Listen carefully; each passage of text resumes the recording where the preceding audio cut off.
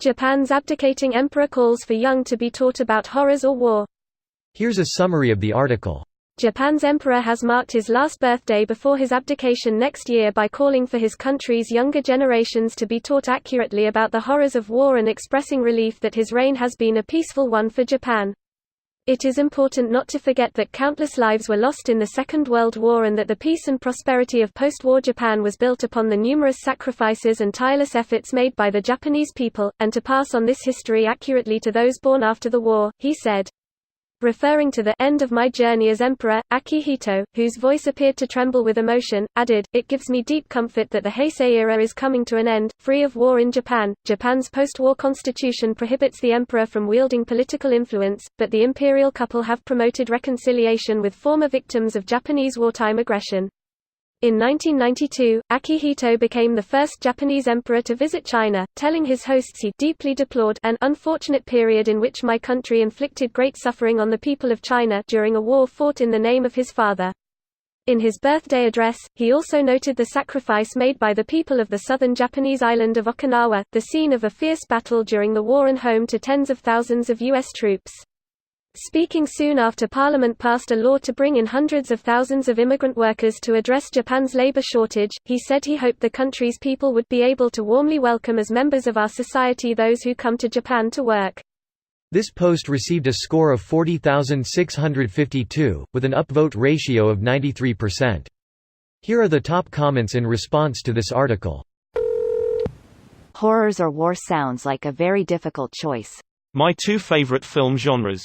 A very difficult choice indeed. Darth Vader, Rogue One. Goosebumps every time I watch that scene. I was so in awe watching this in the cinema, I was waiting years for a moment like this. Fucking great. It's like the one time we've ever got to see Darth Vader be Darth Vader. Like in all his glory. I mean, he has a point. We will only repeat the mistakes of our forefathers if we don't learn. Haha, he's not even talking about mistakes of their forefathers. By horrors he referred to the suffering experienced by the Japanese people, not actual suffering inflicted by the Japanese people upon their victims.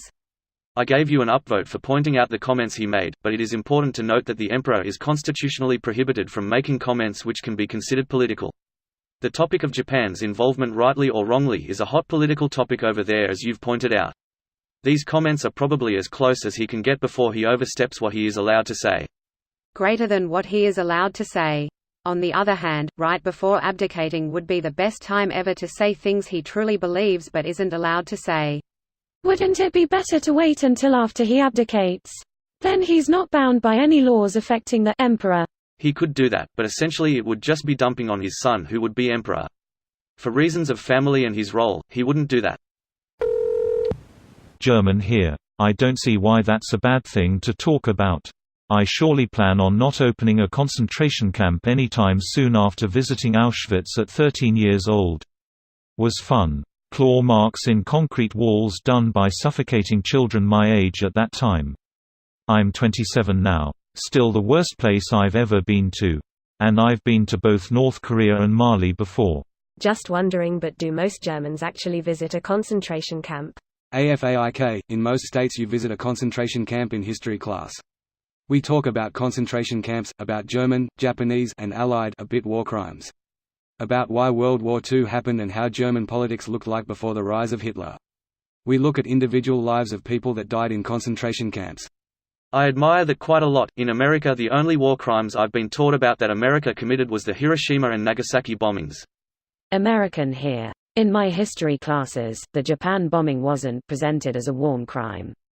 Instead, it was portrayed as a positive bombing campaign that brought an end to the war. Yes, they covered a bit of the brutality, but nothing was done to set it apart from business as usual, other than it being mentioned that this was the first use of this kind of bomb. In my experience, history class in the US really misses a lot and maybe feeds a bit too much into the blind patriotism. This video was automatically created by Reddit to speech.